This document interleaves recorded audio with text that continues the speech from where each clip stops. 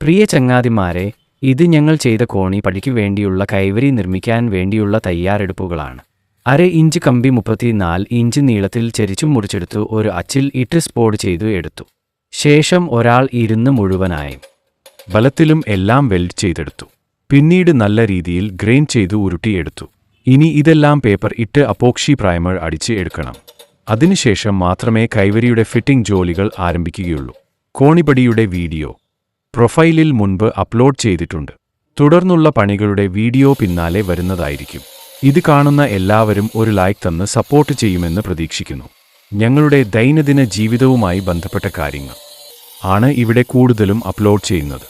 യാതൊരുവക മുന്നൊരുക്കങ്ങളും ഇല്ലാതെയാണ് ഇത് ചെയ്യുന്നത്. അതുകൊണ്ട് തന്നെ കുറ്റങ്ങളും കുറവുകളും ഒരുപാടുണ്ട്. അതൊക്കെ ക്ഷമിച്ചു സഹകരിക്കണം എന്ന് അഭ്യർത്ഥിക്കുന്നു. ഇത്രയും നാൾ സഹകരിച്ച എല്ലാവർക്കും ഞങ്ങളുടെ എല്ലാവരുടെയും ഒരുപാട് നന്ദി അറിയിക്കുന്നു. വീണ്ടും അടുത്ത വീഡിയോയിൽ കാണാം. അതുവരെ നമസ്കാരം.